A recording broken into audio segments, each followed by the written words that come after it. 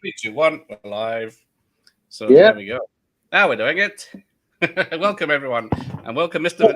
Vincent So Lynn. actually, which version is this? That's an excellent question. This is the export cut. So it's the full Hong Kong version, the theatrical cut, but it was the English dub that was included on the 88 films release. Okay, So, so all right. so it's not the Miramax version. It's It's not, the, that's terrible.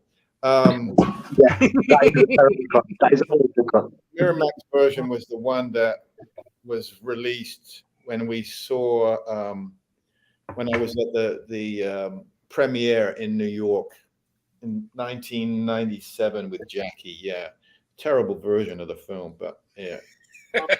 Oh, no. Hang on, I'll pop it in. Okay, so this is the original UK release. Yes, because UK had released the export cut with, I think the label was Entertainment in Video, which Right. release a lot of the New Line Cinema releases normally, but Got this it. is actually the first time that they'd actually released a Jackie Chan film, because prior to this, all the export cuts for any of the previous Jackie Chan films, be it like Police Story 2, Project A, and all the Sammo Hung and Yuen Bu kind of movies, that was all Imperial Entertainment, BPD. They were the ones who were distributing them. And this is the first time that they'd released them in on Entertainment in Video. And also, this is the first time that a Jackie Chan film was actually released in widescreen. Yeah. Oh, right. Normally 4:3 ratio. This was the widescreen version, being that how maybe it was such a big movie. And of course, they'd kind of created their own. Yeah, and one thing I wanted to ask Vincent, because I saw on IMDb, but that you were also in the movie Miracles as well. Bring that TV forward. Is that your television? Yeah. Unfortunately, we can't because we'll be taken off in about 5 minutes. Oh, okay, gotcha. We'll see how it goes, but yeah. Yeah. So Vincent, I was asking that it said that you also worked in Miracles on a Jackie Chan film as a dinner. Yeah, doing stunts on it. Oh wow! Okay. Yeah. Actually, if you look at, I sent. Sorry, guys. Let me just. No, you carry on. I'll say hello to the people in the chat. Hello, Stanton. Hey guys. Hello, Echo. How are you? So yeah, we have Mr. Vincent Lynn, who is in this movie. Okay, so you can't really. Oh, that's too bad. Oh, but wait a minute. I wonder if you can bring it up on your computer and see if you can actually see the whole screen on. Yeah. Go ahead, guys. Sorry. Yeah, I guess your camera's phone's a bit small on the picture. Yeah. Oh yes, no, this is like pretty much another kind of like throwback to the original movie. I think this is where like he kind of like finds these tribes people and kind of fools his way into trying to get some treasure. So Yeah. Yeah, The opening sequence they shot in Philippines. Yeah, I'm not sure what island it was, but yeah, I know that they shot it in the Philippines. Because I know they actually went all out with the budget on this one for most Jackie Chan movies. Even the prior one, Miracles, was kind of like a huge budget film for the usual Golden Harvest stuff that Jackie did, and then kind of thought this will be his comeback because that film didn't really fare well at the box office. But then thought, I'm going to come out with a sequel to Armor of God, which was kind of like more palatable for his, in particular, his Japanese audiences, because it was in Japan where, even though Jackie Chan's a huge Hong Kong star, but Japan was a bigger market there. His films would actually be a lot more popular. He had a huge fan base there, and probably still does as well. Like they really love Jackie in Japan. Mm-hmm. Yeah. He was there at the time. He certainly was their golden child and it was obviously during that period in the 90s where Japan was his number one market. Right. Yeah. And also, there's been stories of, I think that's why it's always been played down from way back that he never married because some of the Japanese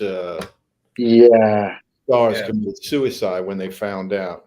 That's what I heard. Yeah. I heard a woman jumped on the train track, and another one actually was outside the Golden Harvest offices and actually tried to kind of like commit suicide right in front of it. I was like, wow. Okay, that's crazy. It is a bit, just a bit. Yeah. Yeah, poor guy. Hmm. But yeah, because I think in the UK, Armor of God hadn't got a release yet, or in the US, and then they had to call this Operation Condor first, Right. then Armor of God 2 because we were catching up. No, I think Yeah. Armored God had already had a VHS release in the UK. I think sometime in the late 80s Maybe through it's the US. DVD. I don't think Um, this came out on DVD in America until the late 90s.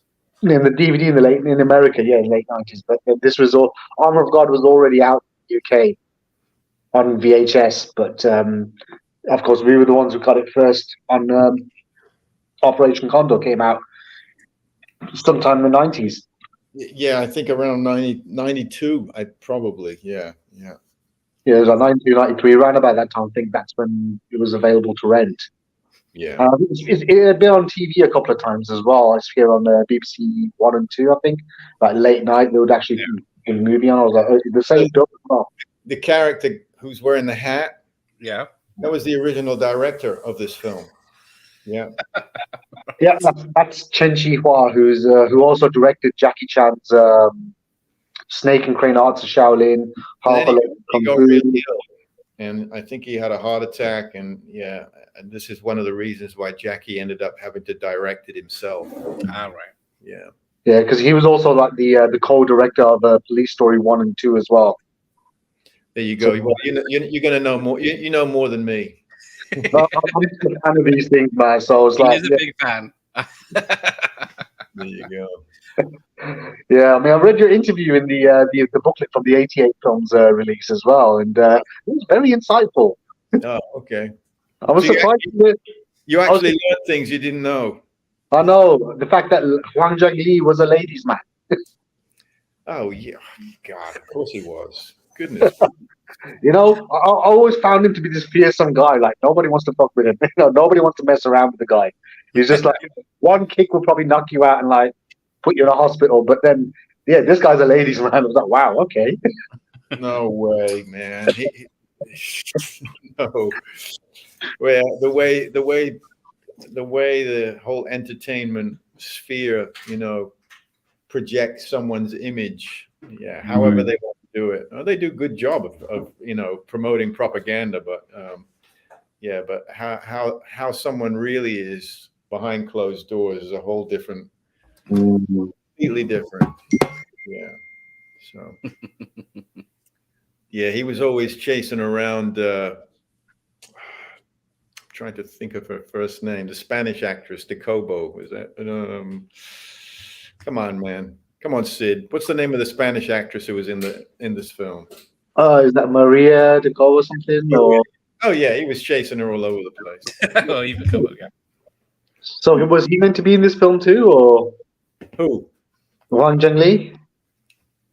One? No, not that I know of. Why, you heard that? No, if he was chasing her around in this. Okay. You might be on set. Lee. Yeah, he was a ladies' man too. Yeah. Okay. I'm sorry. We're at cross purposes here. Yeah. Oh my goodness, Wang Lee. Oh, terrible. Yeah, because you said that in your interview because you were working. Yes. Oh, I thought you were pertaining to Jackie himself. Everyone knows Jackie was a ladies' man. Yeah, Everyone knows that. everyone knows that, and yeah, I was talking about your time working with Wang Zhengli. Yeah. Yeah.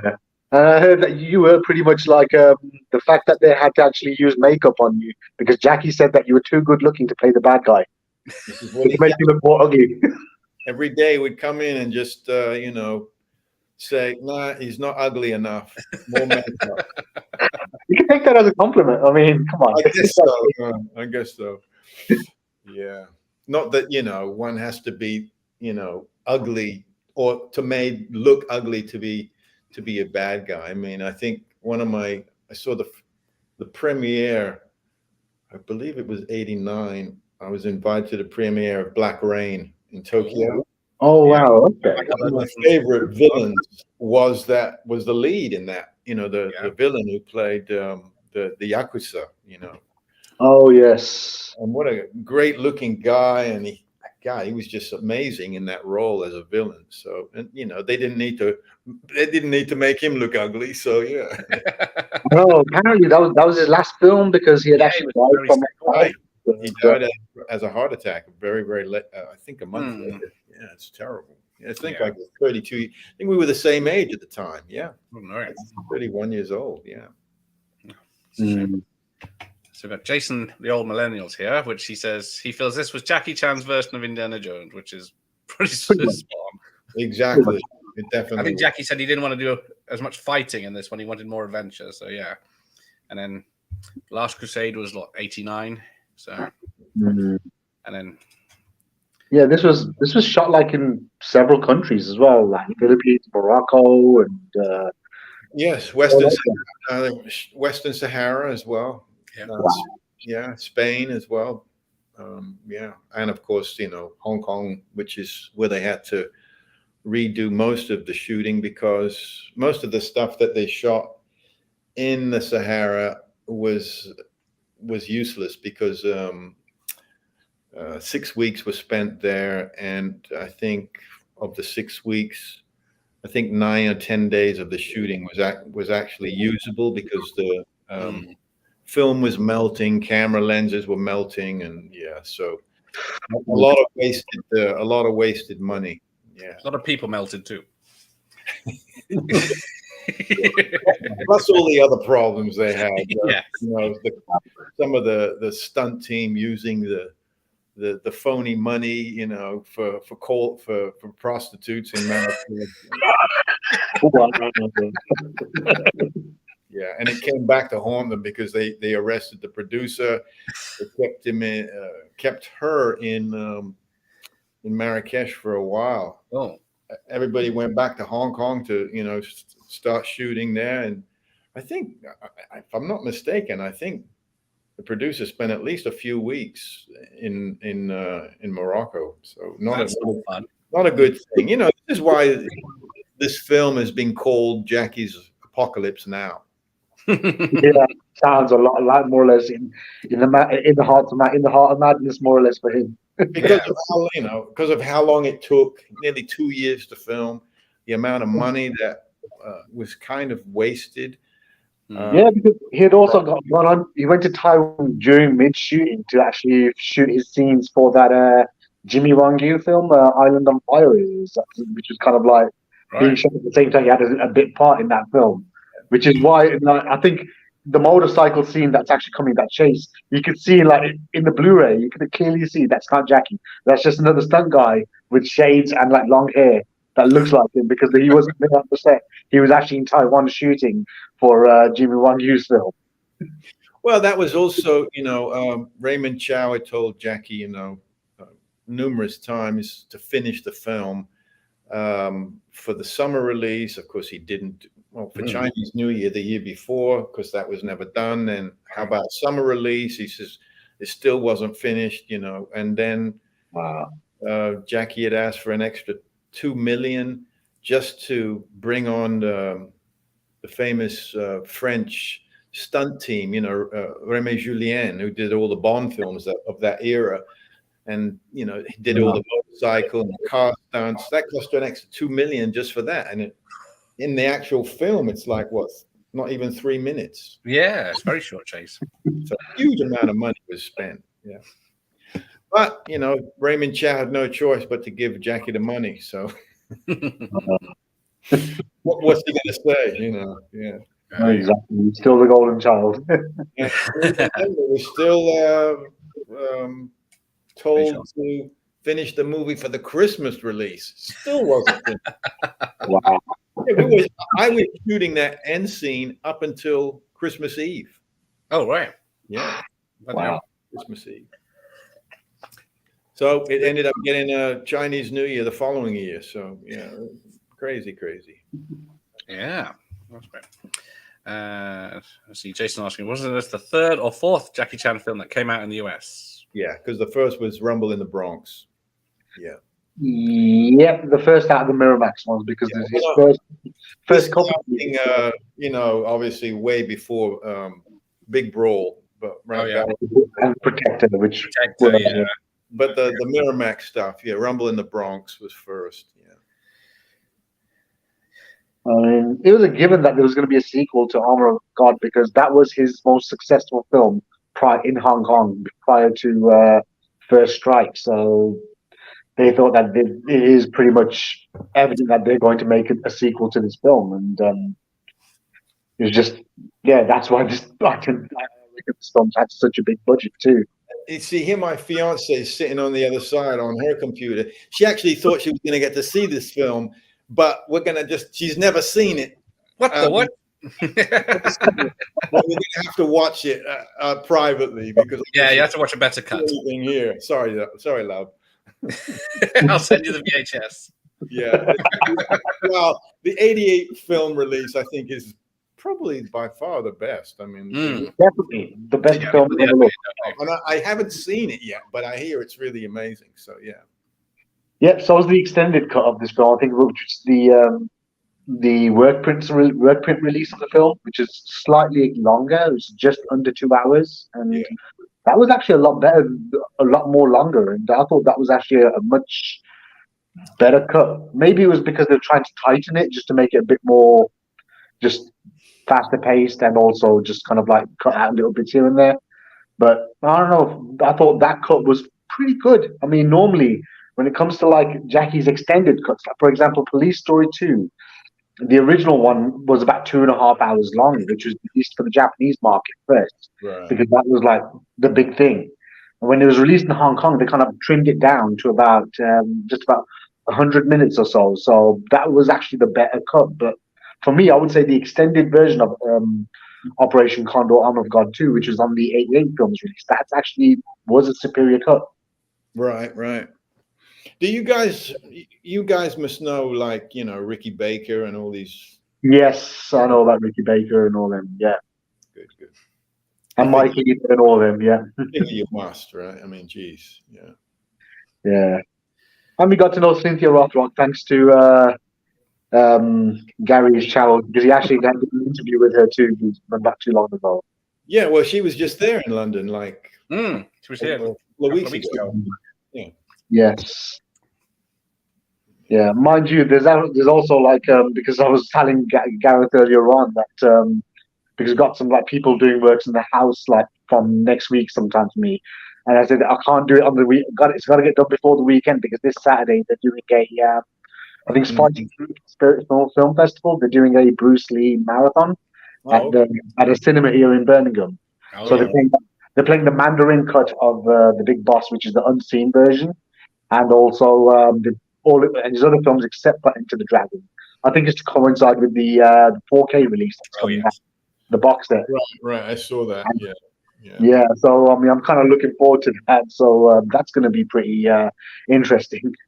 The fact that I get to see Bruce Lee films on the big screen, I'm like, oh yes, I can't miss that. I can't miss that. You've never seen them.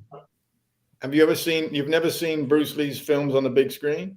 Not yet. I almost had a chance a few years ago to see Enter the Dragon, which is playing at the Electric Cinema in Birmingham, but it was actually on Eid's day, so I was busy more or less running. I had to go to the mosque in the morning to pray, and then the rest of the day was pretty much with the family. Had my kids over and everything. I thought, you know what, that's more important. I'd rather just spend more time with my family. It'll be around again. It is, because it's coming out. I think it's going to be coming out in August for the 50th anniversary, because they've got a 4K restoration coming out. No, there are 50 years, yeah.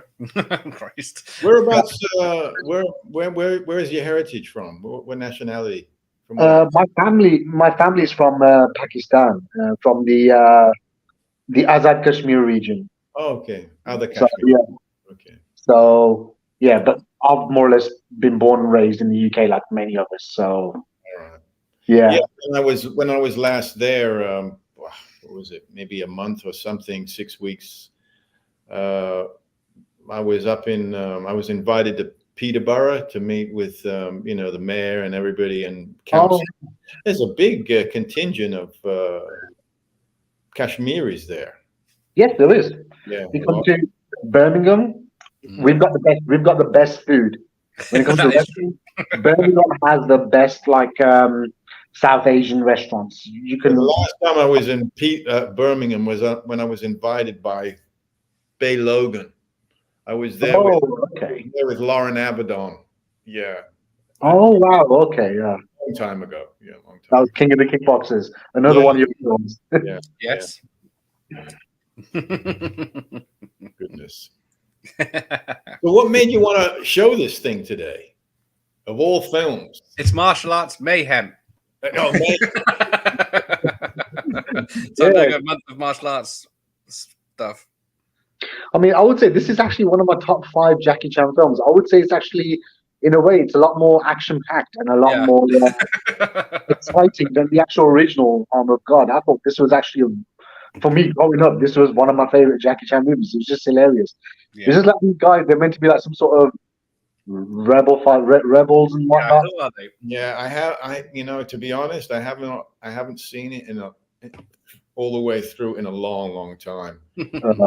So I'll have to watch that, 88 films release at some point. Watch that one. Oh, definitely. Yeah. That was a great release, yeah.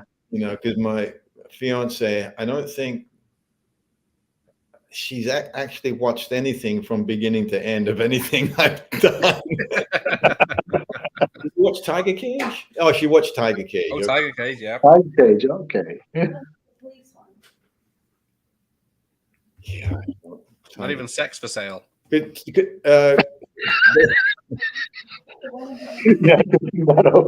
oh, the warehouse. You mean Outlaw Brothers? Oh, Outlaw Brothers. Yeah. Outlaw, yeah. Actually, I heard 88 Films are going to be, or one of the companies are planning on doing that, and they really should re-release that film. Yeah. No, I've still got the one of my favorite, the Hong Kong Legends DVD release of Outlaw Brothers. Really great. I love that movie. Yeah, that was a crazy movie to make. Goodness. I know. Yeah, good old Frankie Chan. Oh, hang on, Sid, you've upset Vass up in Manchester. And Bradford might disagree with you there, Sid, about the food. I think. Trust me, Birmingham is the place for food, man. That's like people come all over the UK. They come to our restaurants because the food is amazing. You're obviously talking about local cuisine as to Pakistan cuisine, right? You're not talking about other cuisine. We're talking about we have the Balti Triangle, which is more or less like Indian, Pakistani kind of cuisines. Like throughout the whole, there's different areas. We got restaurants, and it's just. Trust me. I mean, I don't know how I haven't managed to get so fat because we got so much amazing food here. I'm thinking, why am I so skinny at the moment? Why am I still quite decent at the moment? You got a couple of people obviously that don't agree with you, so I stay out of it. Manchester got some good places, but for me, Birmingham is like. I mean, other people have even said that when it comes to food, Birmingham has like. Were you born there? I was born and raised here, but I've lived in Manchester when I was at university, and I've been to Bradford a few times. But yeah, Birmingham is pretty much my hometown. Yeah. And what are you also from Birmingham as well? I'm sorry, I didn't get. No, I'm. Where am I? Western Super, south of Birmingham, about 3 hours south. Okay. Got it. Yeah, here comes the infamous that car, that motorbike scene. Very convenient like that. Going through. Yeah, that was another shot that actually similar shot that was used in Rumble in the Bronx with the machine with the motorbike car. Yeah. I mean, it had that pretty much of a James Bond feel to that scene too. You can see that it actually got the same stunt team from the Bond movies. Yeah, Remy Julien, like world famous. Oh my God. Yeah. Yeah, because he'd also done a scene for a John Woo film, which was that Once a Thief. Yeah. Which also included like car chases and which was through I think streets of Paris too. And he certainly went all out in terms of production and cost. Unfortunately, when he just tried to take on too many roles, directing, choreographing, and all the rest of it, just too much. Yeah. and he was very stressed all the time.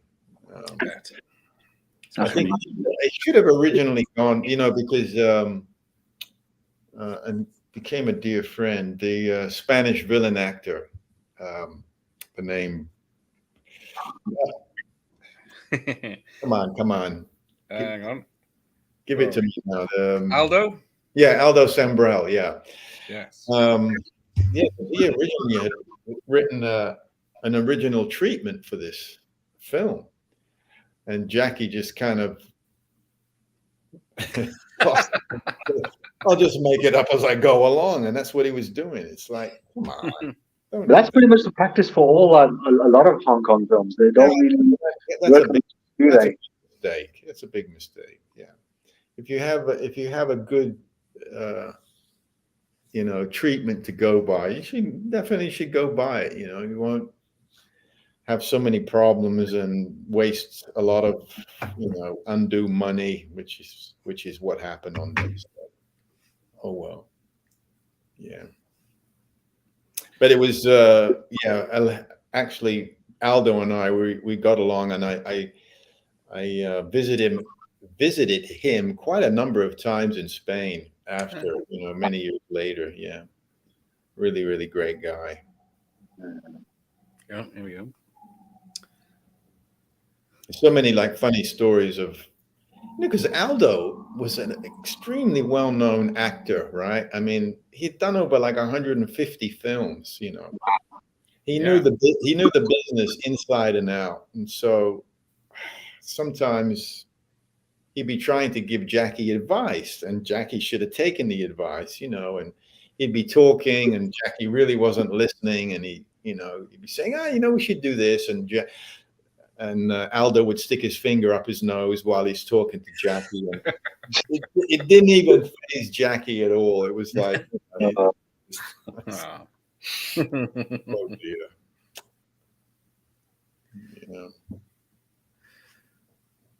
So, when does Adolf number 3 turn up? I forgot that. Yeah, it's not. Did you actually get to travel, or was it you only stayed in the Hong Kong?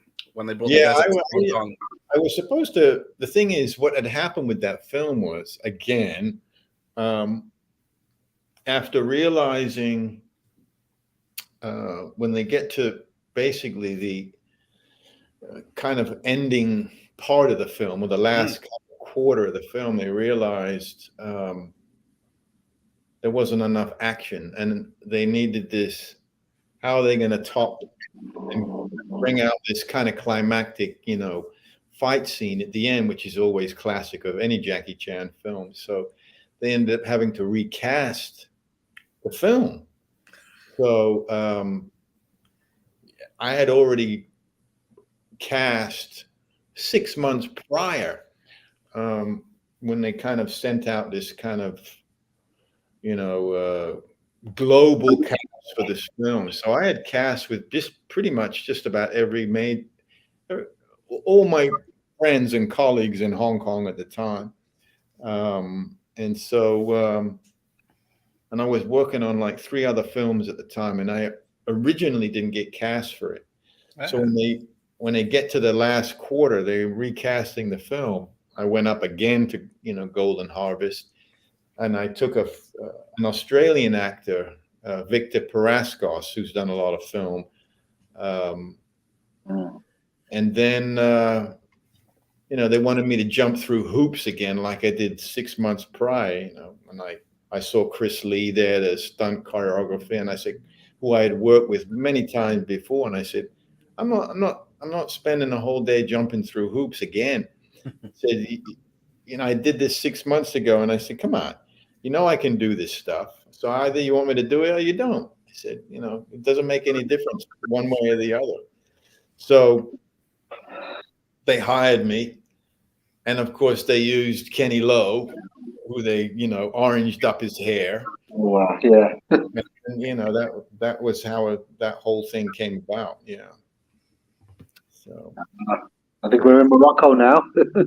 Yeah, is it? Yeah. Or is it? Kind of Morocco. Some of these sets were back in Hong Kong as well. Yeah. Oh, wow. They actually built those sets. Yeah. I can see where the money went. Yeah, It's a massive set, isn't it? The set where we shot the ending scene inside the airplane hangar was a set built entirely at Shaw Brothers. That set alone was $1 million. Crazy. Just the set alone. Wow. Yeah. So they did spend a lot of money. My goodness. But it's, you can kind of see it in the production. Yeah, I mean, it's kind of like, it is pretty much very different from the usual like Jackie Chan standard, even though his films were kind of big, but then this one just had that much bigger feel to it in comparison to, like, if you compare it to the first Armor of God or the Police Story 1 and 2 and all them, that this one had that just bigger sets, bigger kind of like more locations. And kind of much more kind of international feel to and international cast. Yeah. Because I think this carried on even when it comes to his other films, like Police Story 3, that was pretty much shot pretty much all around Asia, like China, Cambodia, Malaysia. And Jackie was trying to kind of cover his bases, using the three women, obviously, Dudu Chang from Hong Kong to cover that market, the Japanese actress to cover the Japanese market, and then bring in a Western actress, to cover the European market as well. So he was trying to cover a lot of bases. I don't know if it worked well, but I understand his point of view. Yeah, because he still hadn't quite made it in America yet. So yeah, that's true. It was another 5-6 years then, wasn't it? Yeah, it's still So wow, Rush. Then came out the Rumble in the Bronx, and that kind of like surprisingly was a big hit in the American market, and all. It was very surprising. Yeah.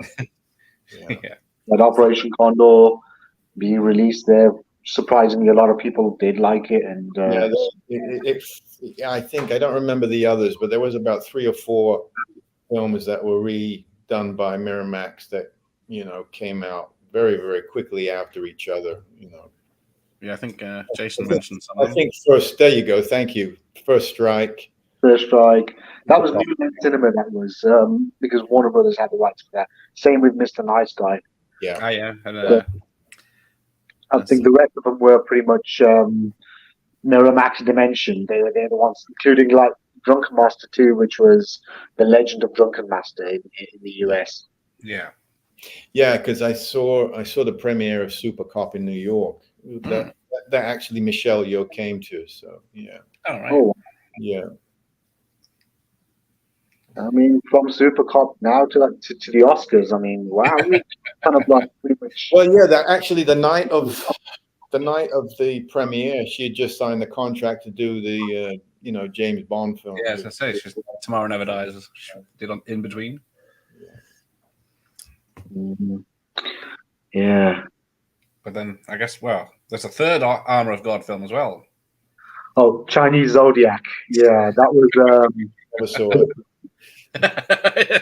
You've saved yourself 2 hours then. No, I haven't. Never saw it. It looks like it's not that great. It's big budget again. Yeah. Glow trading, but then the only good part was actually the last, like, pretty much the last fights, which was, you got to see what Jackie Chan normally does, but then you can see that he's getting old, so he's not really being able to do the same kind of things that he did like in this film or even during like his peak period. Yeah, a lot of it looked like it was blue screens, didn't it? The whole film and CGI animals and stuff. It's just he's pretty much getting older now, and then you kind of see that, and then Hey, speak for yourself, man. That's Jackie though, man. Like, he was great in just those films. I mean, I think what suits him out of all of his more recent films, I haven't seen Ride On yet, but I heard really good things about it. But then films like I think the Shinjuku Incident, which was directed by a guy called Derek Yee, which is like a serious crime drama. Jackie did really well in that as an actor, and even The Foreigner, which was I really like that film. Yeah, that's a good one. Martin Campbell directed it. So it was great. That was brilliant. He was absolutely like, just showed that he's more than just like someone who does martial arts. He could actually act in that movie. I thought, wow, this is actually a good performance from him. And I wanted to see more of that Jackie now, rather than him trying to maybe, I don't know, Police Story new reloaded or something. Because how many are we up on those now? He's done that. He doesn't need to prove anything else. But I'm thinking he needs to kind of like just carry on. Maybe just accept the whole kind of like more mature roles, because he can do that. Maybe he should retire. I'm announcing Rush Hour 4 though. It's time. I mean, he doesn't need to do. He's done 100 films. How many? At least, yeah. He doesn't need to do. He doesn't do anything. Live on a desert island. I mean, go to his Mitsubishi showroom. Nah, it's he'll keep doing film until he's dead. That's who he is. Yeah, that's who he is. Yeah, but I heard really good things from friends who'd actually seen his new film Ride On, which is kind of like him playing like an aging stuntman. And the one it was filmed in China, yes, wasn't it? Yes, and it's about him kind of like his relationship with his daughter and about his horse. But I heard good things. Hopefully, when the Blu-ray comes out, I'm looking to purchase it again. I didn't get to watch it because the film was released in Ramadan, so I couldn't go to the cinemas to see it. So I thought, oh well, religious duties and all. But then, are you a strict practicing Muslim? Trying to be, yeah, trying to be. Alhamdulillah. Trying my best. But I kind of tried to stay away from that. But I think since I've been married, but I've kind of like that's kind of like put me more into like the perspective of the religion, learning more about it. You have children? From my first marriage, yes, I have a son and a boy. I have a son and a daughter. My boy is 15 and my daughter is 10 years old. And they live with you? My son lives with me, but my daughter, she still lives with the ex. Okay. But I see her. Do you try to get them to practice as well? They pretty much do themselves. They kind of like have kind of learned more about their religion, and they take an interest on it too. Good. That's good. Always good. Focus on your cultural heritage and Well, it's just about the way I see it, is just try to be a good person, and also just follow the teachings. That's it. And add a lot of cumin and turmeric in your food. Oh yes. That'll put some hair on your head. You know what, man? Working, but that's okay. This is gone. You know what I mean? I'm like, I'm pretty much accepted it. My life was away a long time ago. I'm okay with that now. I'm like, hey, it's okay. Yeah. I have one of my colleagues, who former professor at history professor at New York University. One of our colleagues is a Secretary General of International Human Rights. Wow. And he's originally from Pakistan. So he took us to a restaurant in New York, Pakistan restaurant, and of course. My colleague, who's like very, very, white American, he's like, my tongue, I felt like I needed to put it in the refrigerator after. I guess some people can handle the spice and some can't. I'm a lightweight. It's very distinctive, it's the very distinctive spices they use and flavors they use, and it's not for everybody. So yeah, I don't know. Well, I like to say Indian food or curries and such are like the most popular cuisine in the UK. Yeah, it's amazing. Yeah, amazing. I think it's because there's this huge diaspora of you got the Indians, you got the Pakistanis and whatnot, like from all over, and They just have all these like restaurants in all the cities. Everywhere you go, even you could go to the most like desolate place where there's like maybe one or two brown people, but then you'd always find a curry. You find a curry house. You think, oh, they do curries here. Nice. Yeah, people like coming in onto this think we're probably doing a food channel or something. Operation Condor. There's a few curry houses around. What is this? What is this about? Is this about what's this thing plan? Is this about food or what? I think the bit when he pulled down the towel and exactly. That's the second time it's happened in this film, isn't it? Very yeah, with the yeah, very funny actually. Yeah, I like how he gets too distracted to fight them off. Yeah. Bruce Fontaine, and then there's Dan Mintz. Yeah. Oh well, yeah. I think I'm friends with Bruce Fontaine on Facebook too. Oh, you are? Okay. Yeah. Yeah. Wow. Yeah, he's actually, to be honest, he's the only person, besides Jackie Chan, who I'm in touch with from this actual film. Yeah, nobody else. Mm-hmm. Everybody kind of went their own direction. Yeah. That's what happens. It's an interesting kind of. It's a strange thing in a way, doing a film, and especially spending so much time on a film like this one.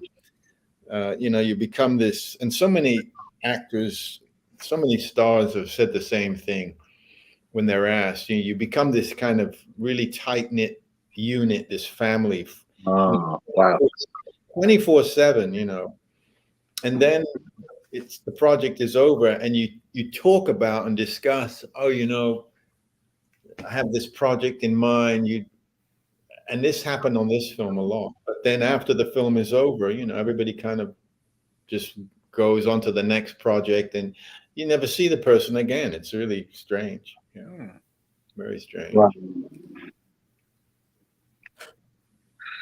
I know, it's just when you hear about a lot of these stuntmen and people that work in Hong Kong movies.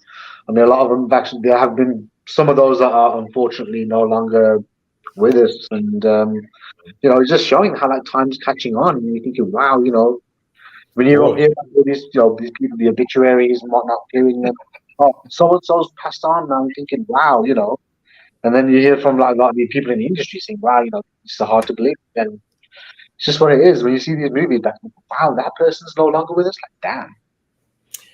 Yeah, a lot of them.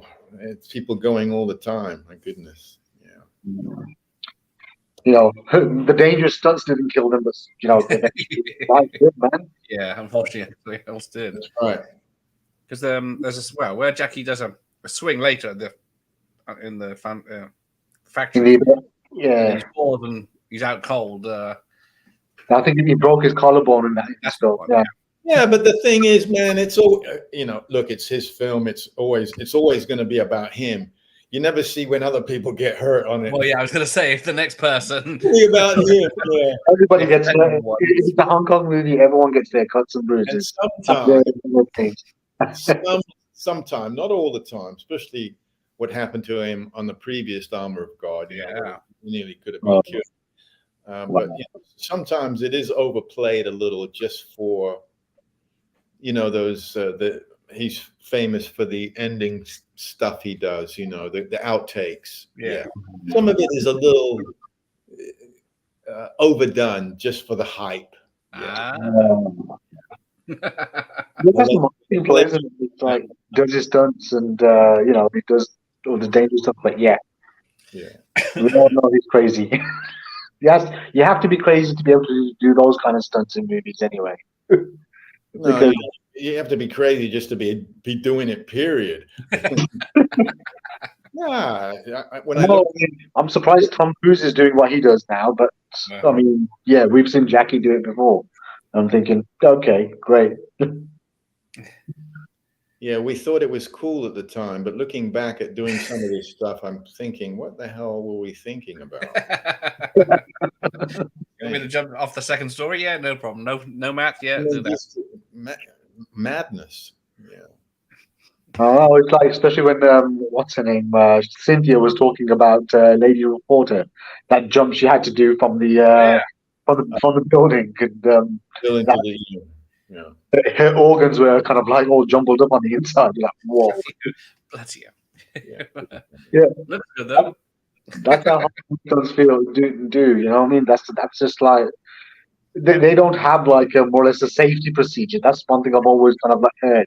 I mean, people have said that yeah, Hong Kong stunts are like you know a bit of kung fu, you'll be fine. You don't need a double. Just do it.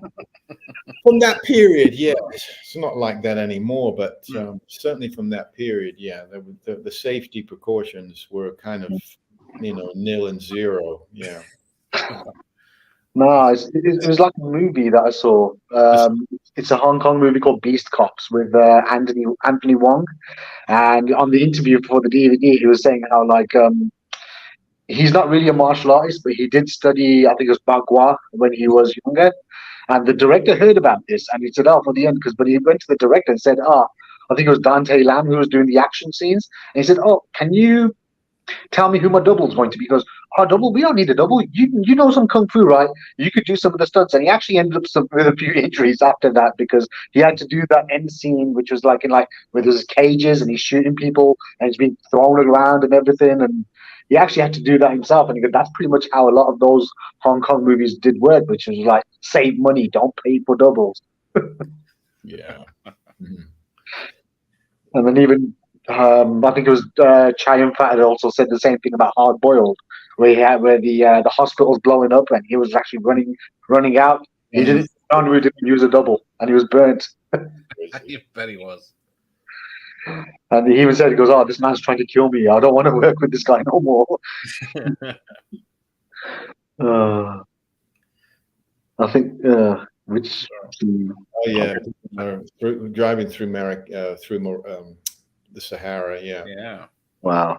But only 25% of the Sahara is desert, apparently. So there you go. Yeah. Something I learned from the film. Yeah. Oh wow. Cool. I think the wife is saying that we're planning to go for our anniversary to probably go to Marrakesh maybe or Okay. Nice. so it should be fun. Yeah. No, it's a great place. Mm, Yeah. yeah, I don't know. I had a few friends and family members who'd actually been there, and I think they went to Agadir too, and they said it's actually really nice. Great place to go. Casablanca. Yeah. Wow, Definitely. Tangiers, Rabat. Yeah. brilliant. Tour some of the locations of the film. I'm sorry. He can tour some of the locations of the film while he's there. So Yeah. if you can find the patch desert. Yeah, we could find the desert there. Like, oh yeah, there we are. The scene with the scorpion, right? Oh yeah. Oh yeah. I'm guessing they're probably. Although, what's it say? The bigger the scorpion, the less poison it is. Yeah. It's actually, considering it's a VHS, man, it's even a VHS television. My God. Wow, that's what this channel's all about, man. It's Yeah, like no expense spared here. Holy shit, man. I mean, what year was that? Man, that's got to be a 30-year-old television. More than that. No, I think this one is about 30 years. Yeah. It's not too bad. no, how heavy TVs used to I be. don't own anything that's 30 years old. Actually, the only thing I do own is the bicycle that I brought from England when my parents emigrated. Yeah, that's more than 30. There was a racing bike. Yeah. I think that's about it though. A rally. No, it's not a rally, it's a Carlton. Oh. Yeah. The entire bike is stainless steel. Yeah. Nice. Right. Yeah. I actually see, my mom bought it for me for my birthday. I was like 16, so I think it cost 100 quid, right? Back then, I've actually had it. A couple of bike stores have offered me more than $3,000 for it. I bet. Wow. Yeah. Yeah. I'm like, nope, no. Sometimes money is not everything. Well, yeah, it's the So that ain't enough. mental value. Just let it go up in value. Well, when you look at you look at racing bikes today, how much they cost. It's just incredible. The prices, $8,000, $10,000. Oh my God, crazy! Yeah, you can pick them up with one finger. My goodness, more than a motorcycle. Some of them. Yeah. Nope, Jackie's overacting. Oh yeah, he got bit by. The Hong Kong style is overacting. You know, act like you're in pain. Act like you're, especially when you're in pain. You know, It's like the films of So Many Tones, isn't it? They got that silly humor of him being bitten by a scorpion, and then the whole camp was just slaughtered. Right.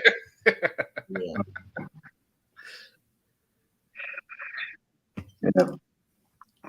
But yeah, it's just a bit of filler because they have to go and rescue the girls now from the bandits. Kidnapped, yeah. Yeah, and it's that, I think, is it the scene? Yeah, there's one scene that's coming up where my actual character is introduced, but it's just one shot of me brutally executing someone. Yeah. I read that wasn't you. That was done by someone else. Yeah. It's where you see the gun. And he's got the glasses on, and yeah. That's actually the introduction of my character. The character, not the actor. Yeah. No. I think that was a common practice in a lot of Hong Kong films. They would kind of like use a stand-in. Who's on set today? Well, there's kind of this interesting thing because they would, have all these stuntmen standing by, and sometimes they would use them when you didn't really need to use them. It was kind of like, they're there, so we'll utilize them. You take a break and let him stand in for you, for your leg or your back or something. Yeah. Right. Just so that they could actually use them for the day. But, it's like, well, I don't need him for that shot. He said, man, just take a break anyway. We'll need to use him. Kind of I always found that to be kind of weird. I mean, like, okay, you want me to jump out that second floor? Yeah, use him for that. But yeah. Crazy. All right. I guess there was a method to the madness. I guess. Yeah. Yeah. Paid his dues.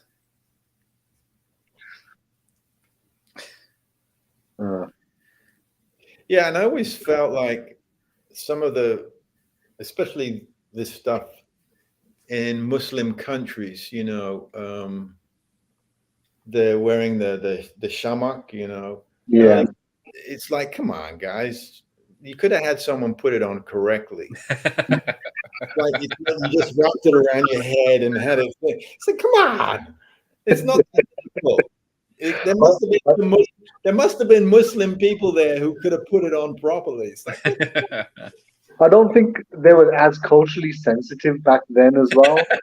But then, you know what? You look like that's it. It's true. 1990. Yeah. I'm thinking now, of course, like 2001, of course, when the world changed. So. Yeah. But still, you still could do things. It doesn't take that much to, just learn a bit, and then I guess so. Yeah. But I think that's always been a common theme for especially like films from like the 80s and 90s in Hong Kong. They always have this very kind of like typical one-dimensional view of foreigners, like anyone non-Chinese. They always have this. It's like the foreigners, like for example, if you're a Western foreigner, you're like you're either very stupid or very evil or both. You know what I mean? Or very naive. Yeah. Yes. You always say the most outlandish things in English. Someone writes those lines for them, and then even like recent, it was 6 months ago when I went with my son and his fiance to Qatar for the World Cup. Right? Oh yes. So lots of had more Westerners there than they've ever had, And you know, it was interesting to see because Westerners being infused with the you know, the Arabic world culture, you know, many of them want to wear the you know, the headscarf and stuff. Yeah. But they would actually ask, you know, how do I put this on? You know, they wouldn't just wrap a towel around their head and hope for the best. You know, they would actually ask, you know, local people, you know, how do I wear this? Can you put it on me properly? So you know, this is maybe we've come a long way in 30 years. I don't know. Like you said, he was pressed for time. You had to get this Yeah, we're pressed for time. Yeah, just wrap that towel around your head. You're going to be kicked in the face in a minute anyway. Yeah, exactly. Yeah. Interestingly, all the vehicles at that time, because Mitsubishi was one of his major, sponsors. So you notice all the trucks, were his. Yeah, it's usually the good guy trucks and Mitsubishis, and the bad ones are German or something else. BMWs. BMW. They're always BMW. All those vehicles were given to Jackie by Mitsubishi. Yeah, it's like that other movie that he did, Thunderbolt, which was mid. You just missed. You just passed. Oh, I'll rewind it. I'm wearing the scarf, you know, the head scarf, and all right. You shoot the. I shoot one of the guys. Oh, how evil! Yeah. I mean, your character, as a kid watching this when I was young, your character was pretty scary. Yeah. Intimidating. I think it's nothing as well. The voice was just really mean. I was like, oh, this guy's mean. This guy. There it is, right there. Yeah. Yeah, that's it. Slow motion as well. Ooh, slow motion as well. Yeah. You have to cover the face, make sure, because we all. Well, this is the thing: is that, you know, with these scenes that were shot earlier, you know, as the movie moved forward, Jackie seriously did not know what he wanted to do or where the direction of the film would go. So even when when I started shooting, he would disappear sometimes the whole day. We wouldn't shoot one scene, and Jackie would just disappear in his office because he didn't know what he wanted to do next. And that happened quite often. Yeah. When you consider how much one shooting day cost at that time, which was like out of this world, he would just disappear. And like, where's Jackie? He's like, I don't know. Nobody knows where he is. Yeah.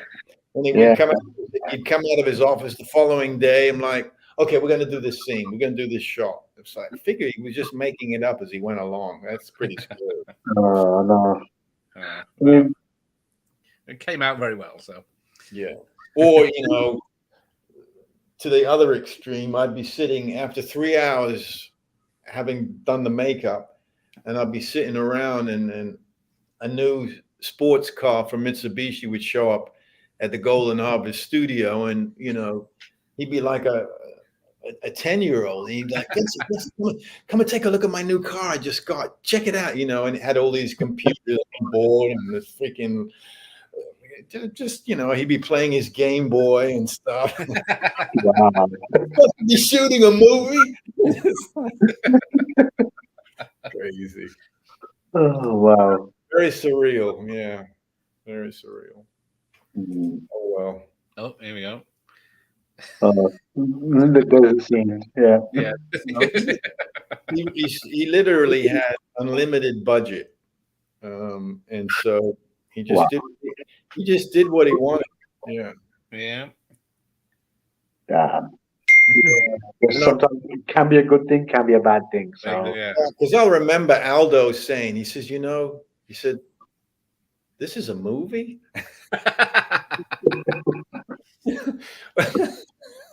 You know, when you consider Aldo did films like Good, the Bad, and the Ugly. I mean, the great Sergio Leone films. Yeah. I mean, classic masterpiece. Amazing films. And he looked at me and says, this is a movie?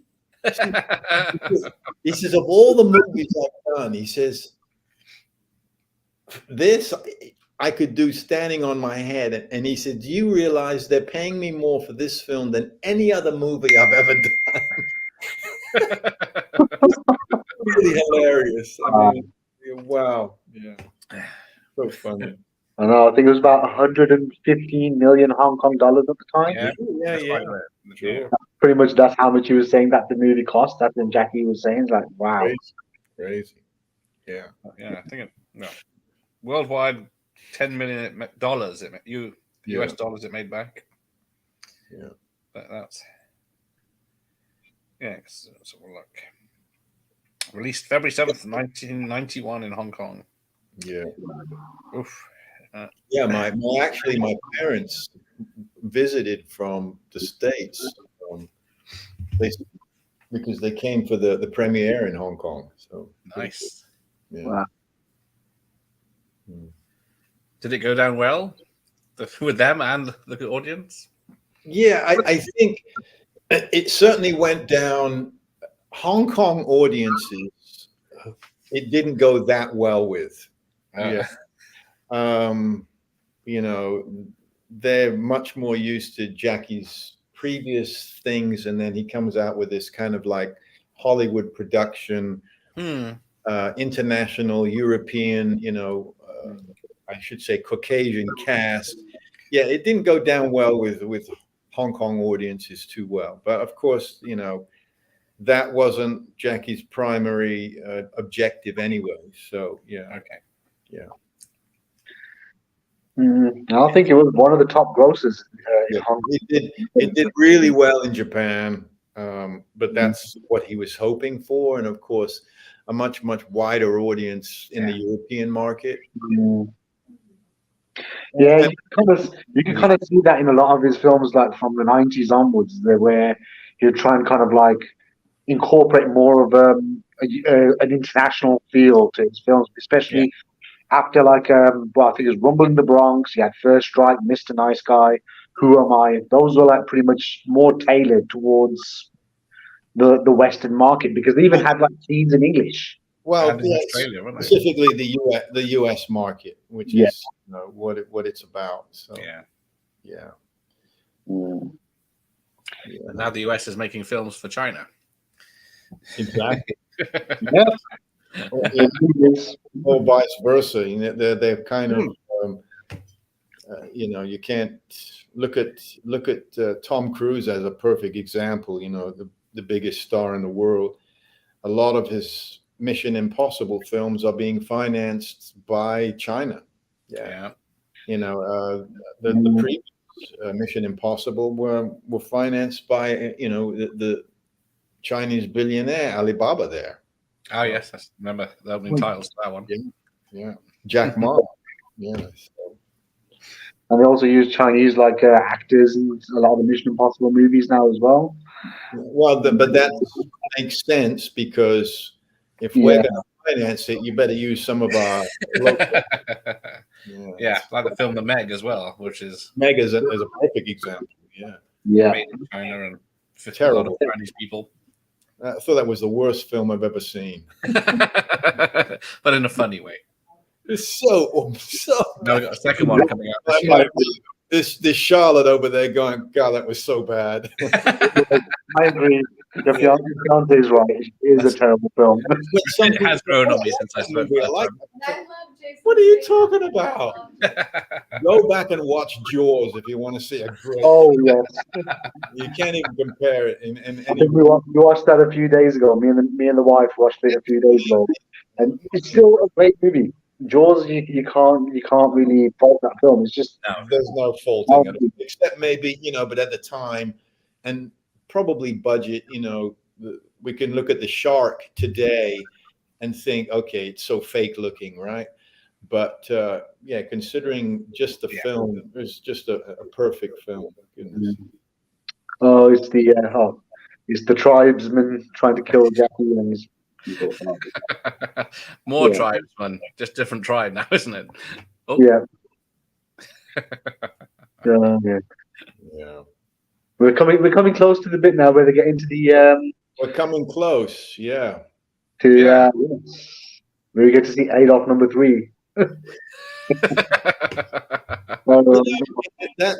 It's so bizarre that is, because in some of the releases it actually did give my I was looking for actual name, which was Mark, Mark, I was looking for it to be mentioned yeah. in the film the other night. It's like, yeah, it's so weird. I actually play the lead villain, right? But they off it with the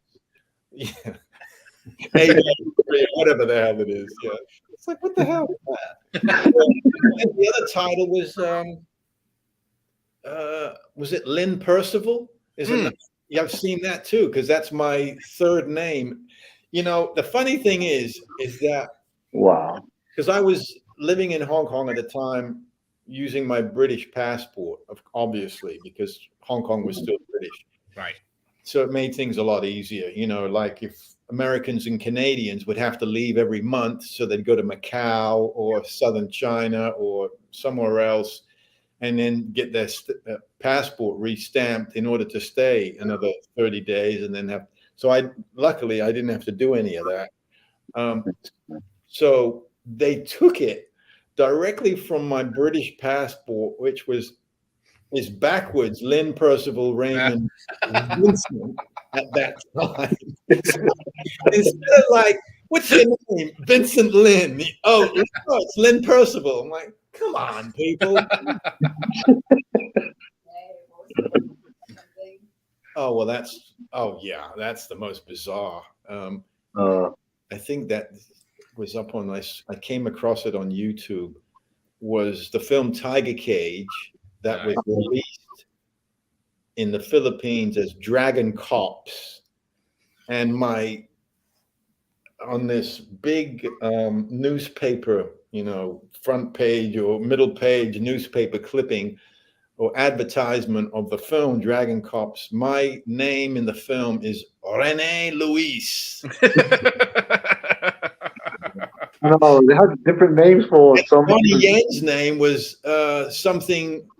was like the brother of Bruce Lee. I mean, I've seen a trailer of that where it says, Donnie Yen, Bruce Lee student or something. That's it. That's from the Filipino release. Yeah. Prove them wrong. Yes. Yeah. Cynthia's sister was in it. Yeah. It's Lord. Yeah. I was France's top kickboxing champion. Unbelievable. Oh my, talk about propaganda. Oh my God. They'd do anything to sell a movie. Personally, because I think a lot of people had like different names in, like, for example, in the Philippines, like, for example, Yukari Oshima was known as Cynthia Luster. Cynthia Luster. I mean, how? Yeah. Where did that come from? Like, that's not even a name. Like, makes no sense. Yeah. Well, you know, whatever sells a film, I guess. Yeah. I think they're still trying to cash in on the whole Cynthia Rothrock thing, because she's a huge, like, had a big fan following in the Philippines, and I think that's what they were trying to kind of like cash in on. Thought, oh yeah, we've got this other one, but then again, Hong Kong also had Cynthia Khan, so right, that's right. Yeah. I mean, you know, to be honest, I've gone to some countries that I've done these, you know, radio shows or TV interviews, you know, and I would never have thought, like, I went to Latvia and the guy who was interviewing me for this TV show said, you know, you have an enormous following in Latvia. And I said, really? I said, that's the first time I'm hearing about it. Most bizarre thing I've ever heard. Latvia, of all places. Yeah. But I'll hear from these like tiny, like European nations, you know, and like be told, oh yeah, you have this huge cult following. I'm like, man, that is okay. This is a first. Yeah. So pretty funny. Pretty funny.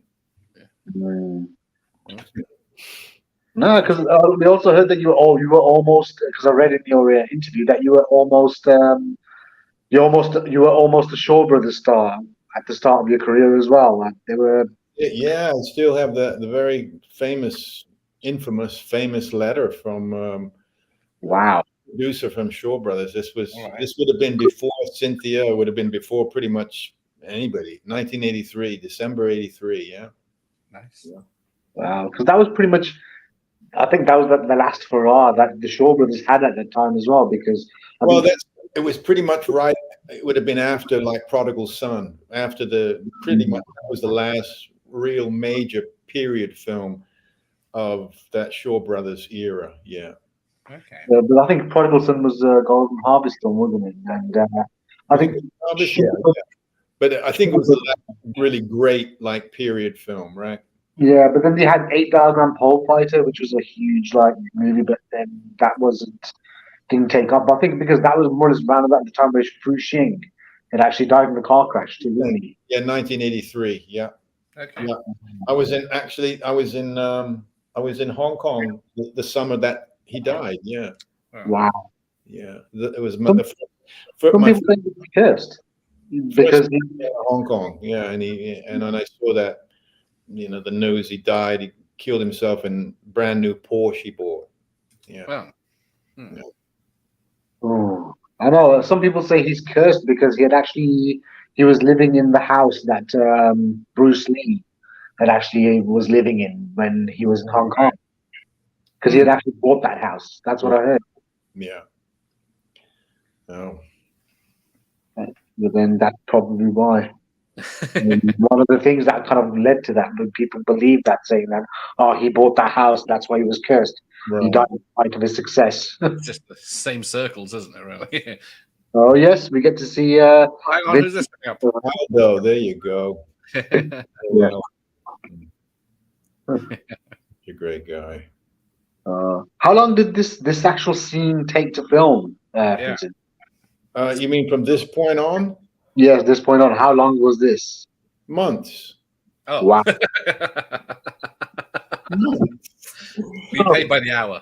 It was ridiculous. And actually, when I started, I was doing Fury in Red with Wong Lung Wai and the Crazy Robotics. Oh wow, that movie. Yeah, actually, Fury in Red. That's also with the one with Conan Lee. And Jackie showed up to the set and took Wong Lung Wai aside and said, basically ordered him. He said, "You got to kill Vincent off today because I'm doing a film and I need him. He's more important." That's basically what he told him. Oh no! Yeah. Wow. So Jackie's the tiger on the mountain, man. You got to everybody kowtows to him. So yeah, there you go. I'm fine. There I am. Yeah. Standing on top of the thing, flat, ordering people around. Typical. It's gone back to Jackie. Oh. Heads have been busted. He'll be back. I think a bit of light.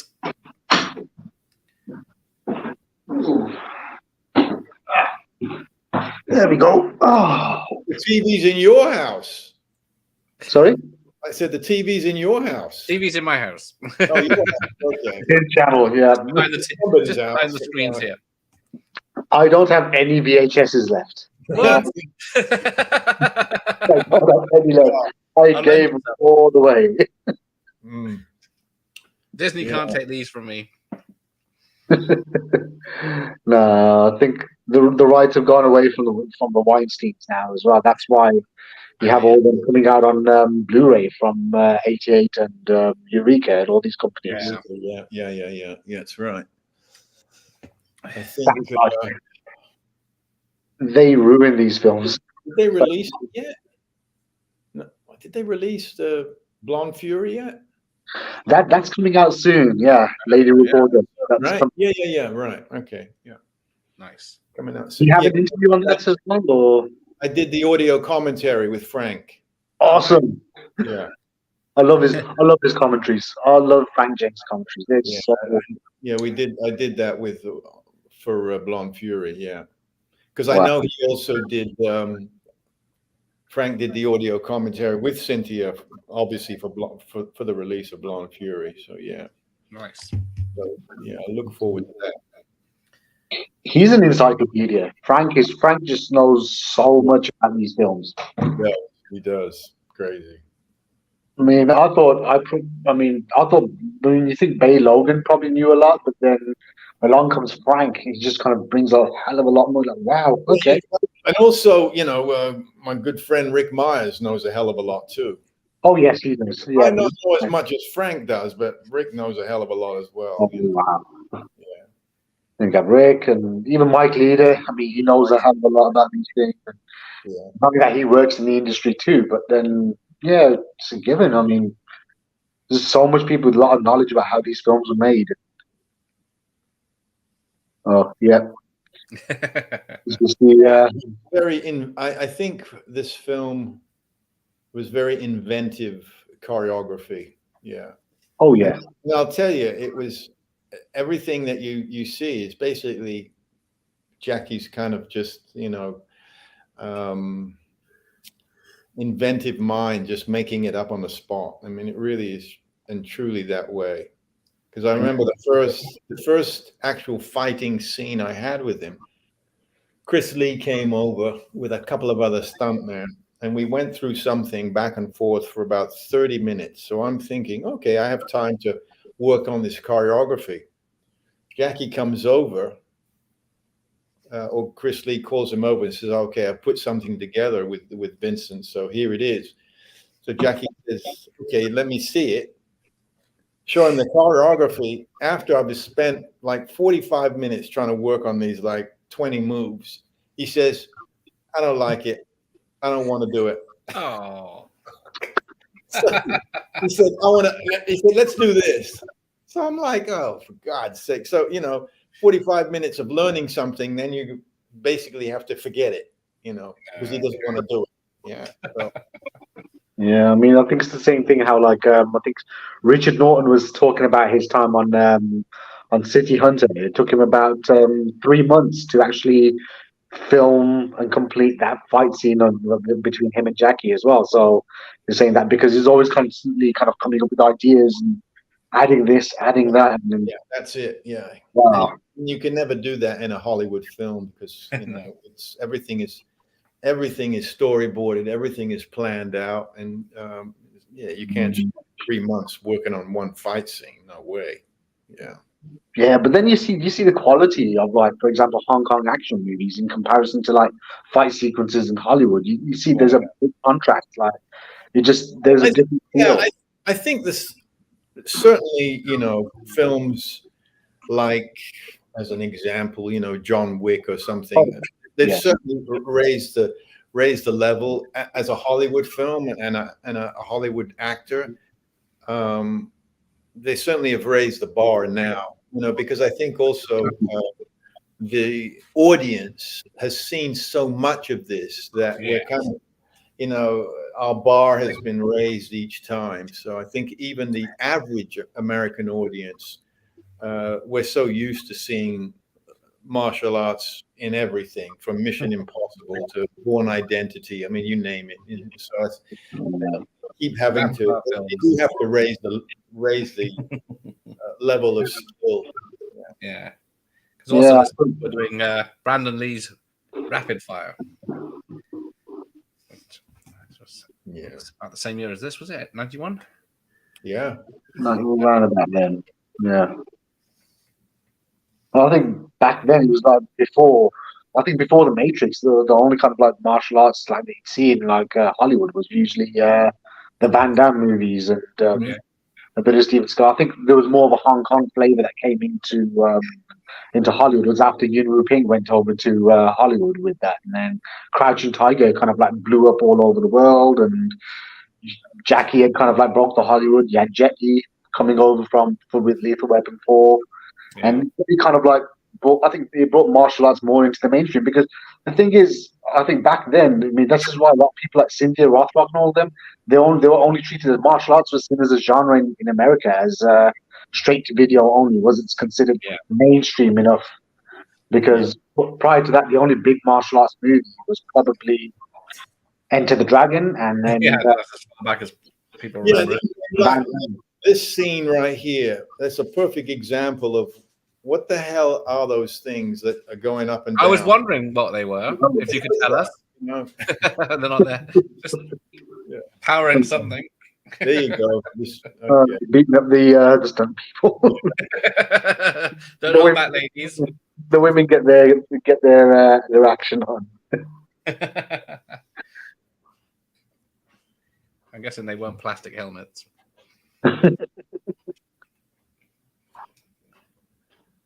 Yeah.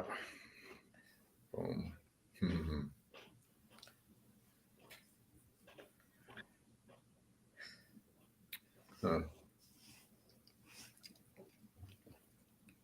Wow. Mistimed that one. Yeah, great stuff. I mean, even just the falls in these films look painful. Yes, like just tripping up. That would hurt me really bad. Wow.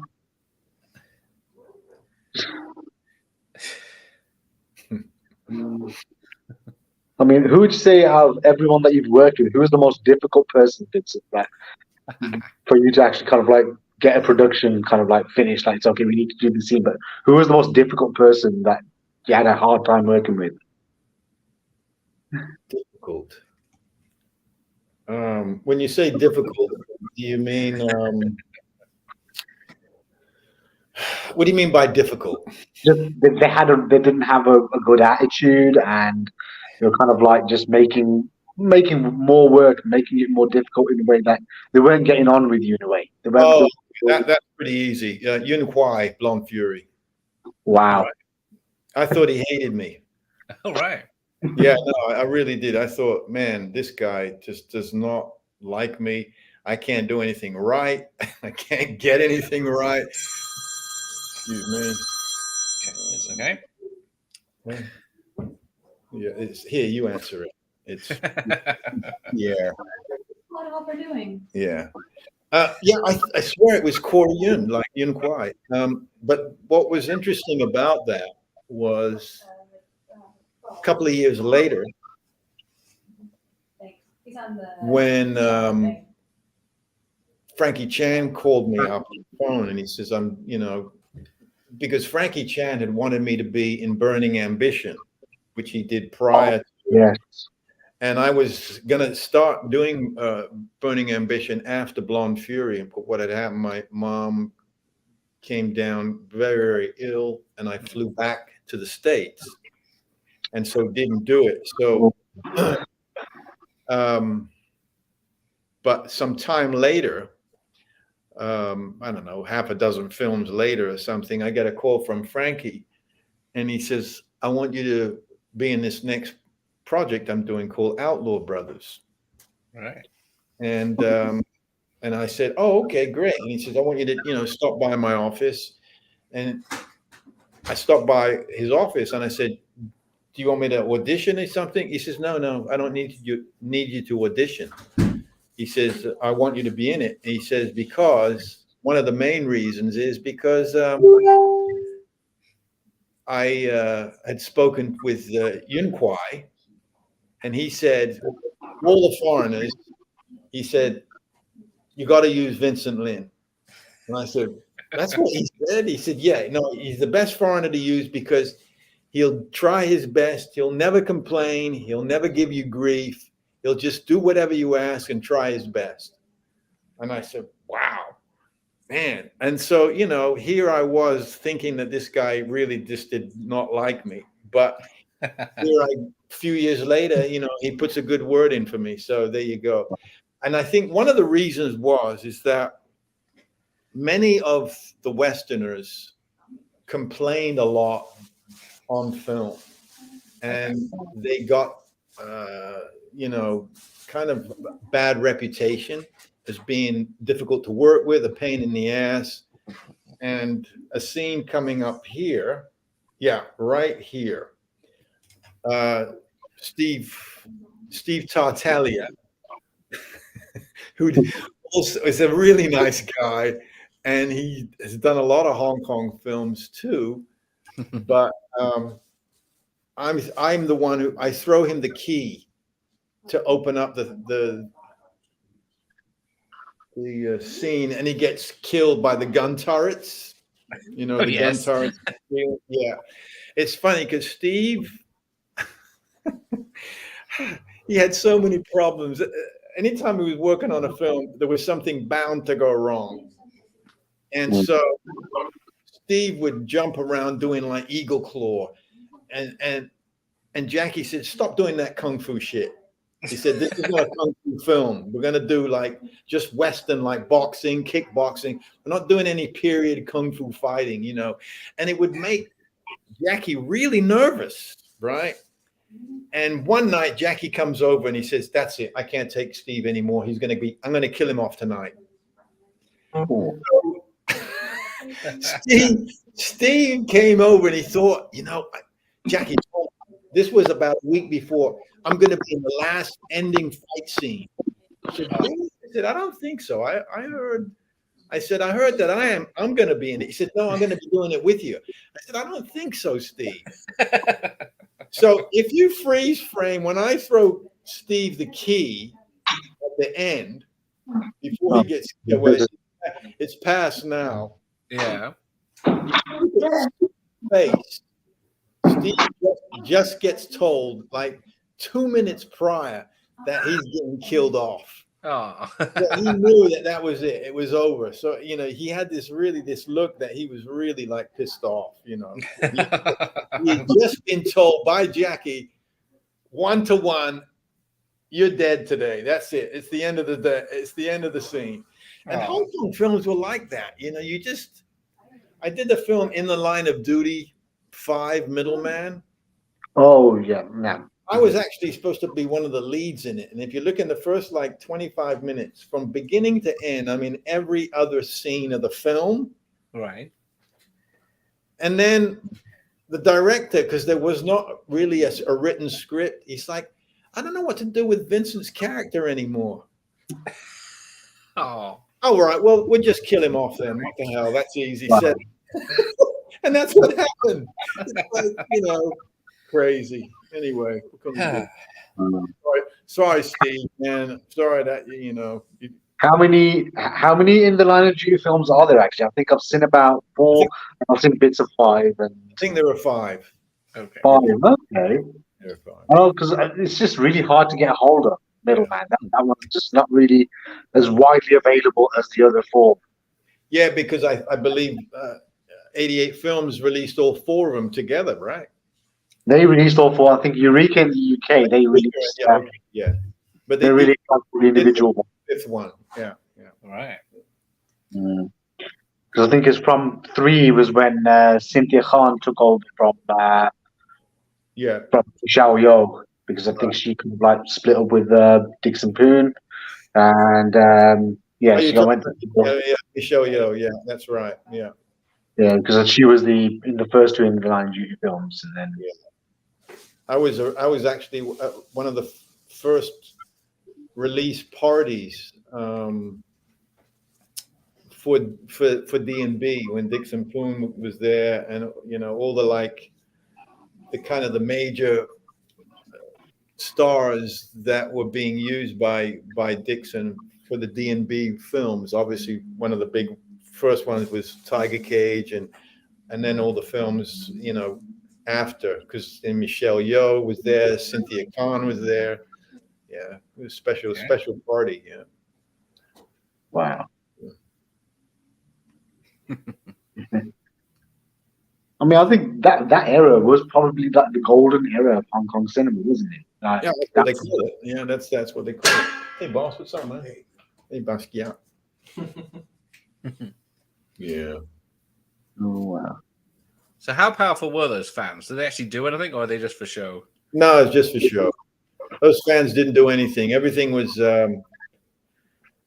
when you see the close-ups, they actually use these big standing fans and blew them in your face, For the most part, things were so powerful, it started blowing my makeup off. So the rubber skin was coming off. Of course.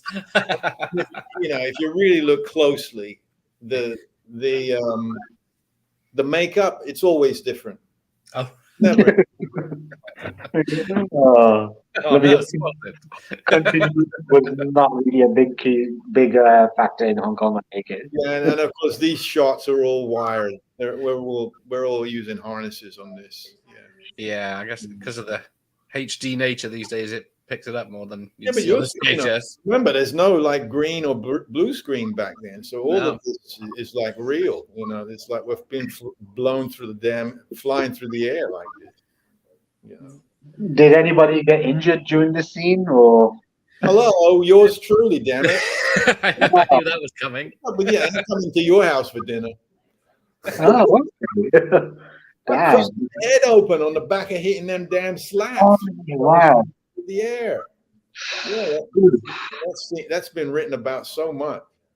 Oh yeah, just started thinking that. Wow. Yeah. Oh, that's right. This is. Is it true that they use duct tape to kind of like cover it as well? They did that all the time. Duct tape, 1001 uses. Bloody hell. Trying to keep someone's skull together. Crazy. Crazy, man. Thinking, damn, man, you actually survived it as well. Amazing. I'm here, right? I'm not a double. Exactly. Wow. That's just as like. Okay, so you see that leg right there? Yeah. You missed it. But no, the scene before, there was just one scene where all you see is legs, and that was a stuntman who had just stepped in, and it was like no need at all to do that. I mean, I was right there. He said, "Oh, just take a rest, let him step in." I'm like, okay. Yeah. You can jump out of a second story later when they need him refreshed. Yeah, and like bizarre places where they would use stuntmen. I never could figure that out for the life of me.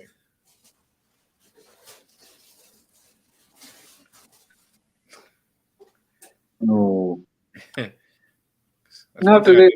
Massive I set. always thought this was actually something that they did for real when I was little. Yeah, man, all that moving around is all wires. Yeah, it looks very convincing. Yeah. Yeah, very convincing. It is like, wow, that was actually done with wires. Yeah, and Jackie's Superman. Yeah, here that scene where Kenny Lowe gets wired back because all that was steel, and nothing was padded down. He broke his rib cage on that. Ooh. And he was still Jackie's bodyguard at the time, wasn't he?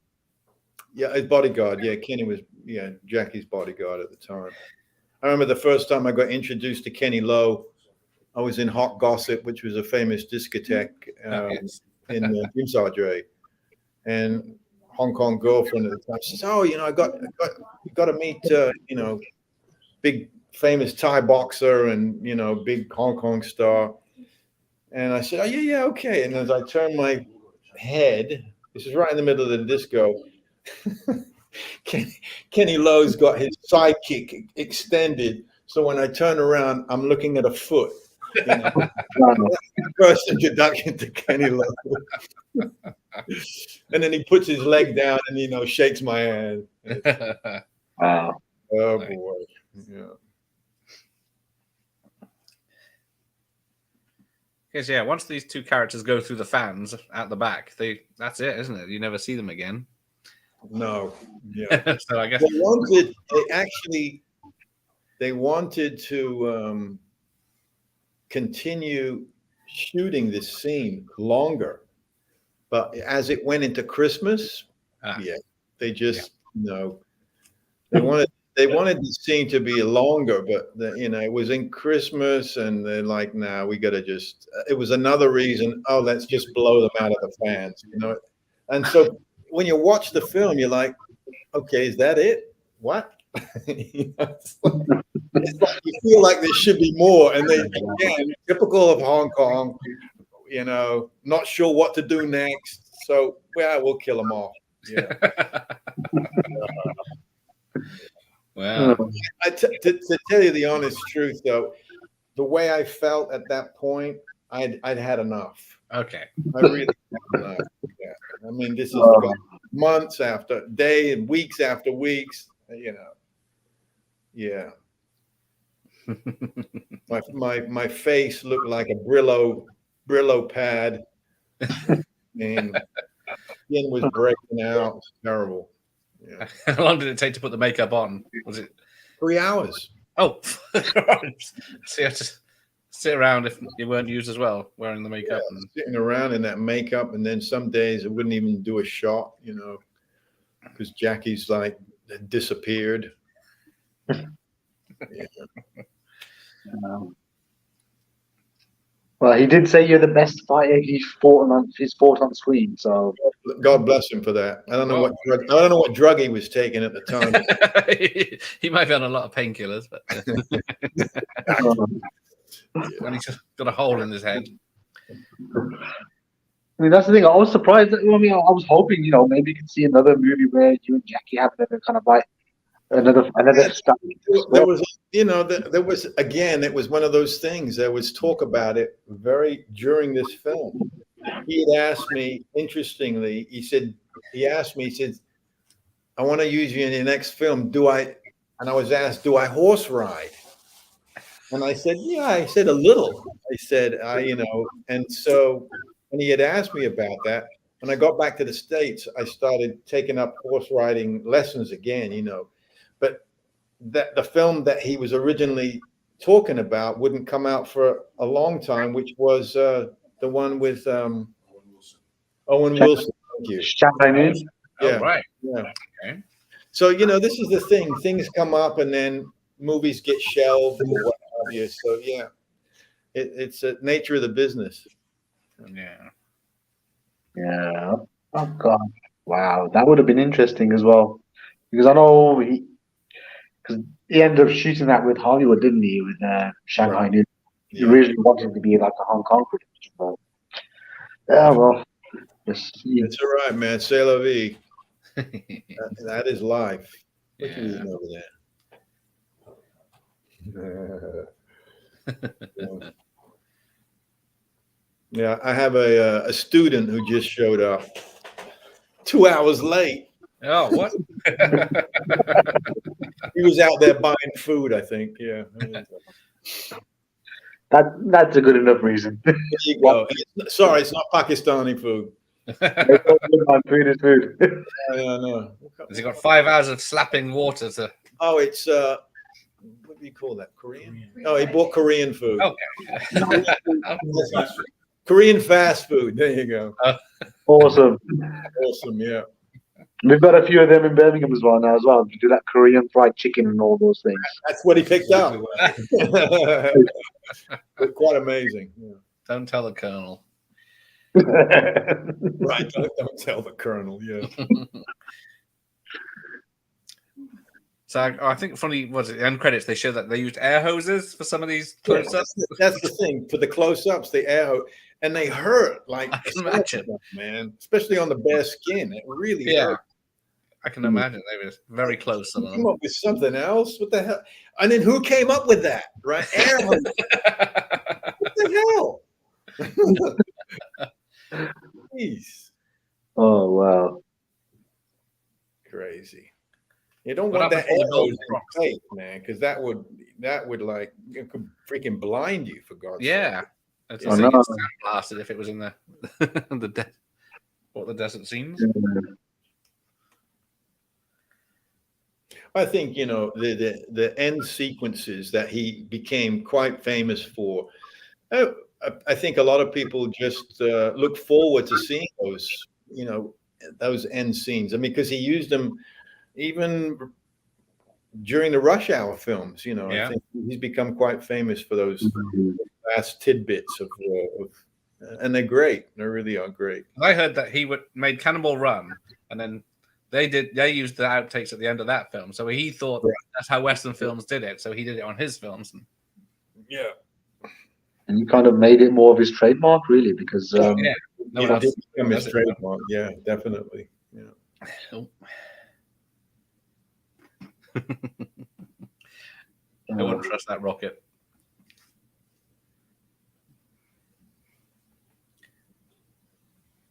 I'll just leaving the set too.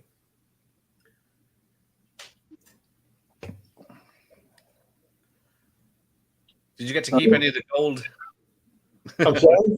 Did you get to keep any of the gold or fake gold? No, I didn't get the gold. Since the only thing we got was the funny money. How many prostitutes can you get? I wasn't spending it on hookers in my. What a bunch of clowns! I mean, what did they think was going to happen? Going to pass off funny movie money, to the ladies of the night in Morocco. And what do they think was going to happen? I mean, that's going to circulate, you know. Oh. Yeah. Yeah, I think they're back in the Sahara, and yeah. All's well. They've got one gold bar though. What's the running time of this version? Officially, 100 minutes. 100 minutes. Okay. All right. But then the VHS tape runs a bit quicker, so it's probably less than that. Yeah. But yeah, I rented this many times back in the day. That's incredible. Yeah. I noticed you've got a lot of VHSs behind you. They're the horror ones. Oh, okay. The action and stuff are next door, and then the rest are in the loft. You know what? I mean, my wife, when she sees my Blu-ray and DVD collection, she was like, "What the hell?" And I'm like, if I still had all that many like VHSs, I think she would be really mad. Yeah, she would. Mine's just not happy. But yeah, you get like 3 Blu-rays to a VHS. You see, this is the thing. You have to have a good understanding wives. A friend of mine here in New York, you might have heard his name, Hector Martinez. He's a Bruce Lee collector. Yes, I've heard about him. Yeah, he has an incredible collection. I've been over to his home a few times, and I say to him, I said, you know what? God bless your wife to put up with this shit everywhere. I mean, it's like one whole room. It's like this whole living room is like Bruce. I mean, and it's impressive and has all these display cases. I mean, it's beautifully laid out. But come on, man! If I was your wife, boy, oh boy, I'd have kicked you out of the house a long time ago. That's going on eBay. Every time I see him, I say, Hector, man, look, the cost of everything in here, the entire collection, I said, it's got to be a huge amount of money. I said, you sell the collection and you could do something wonderful with the money, you know, take your wife on a world tour or something. I don't know. World cruise for a year. You should love that than having to come home every day and see this. It's good. Everyone has a love and a passion for whatever, you know. Yeah, it's a good thing. Yeah, I think movies is mine. It's like just where we're going. Yeah, we got to have something, right? We got to be passionate about something. Oh, exactly. Yeah. And that's the interesting thing about this is that, or this genre of film. I'm going to say this as my last going out thing. Is that here one has brand new generations of like teenagers, 20-year-olds who go back and become fans of these films, which is really, to me, as a part of that kind of Hong Kong, golden age, I really find it quite incredible to see these like young generations now rewatching these films. And I guess we can be thankful for companies, small companies like Eureka and 88 Films that have spending the time and doing really impressive re-releases of these films. So, it's really, who would have thought? I certainly wouldn't have thought that would ever happen back then doing those films. But, here we are. So long after my generation is gone and Jackie's dead and that generation have passed on, these films will be out there forever. So I guess is a great thing. Yeah, exactly. I remember I think when my son was about 8 years old, I remember him.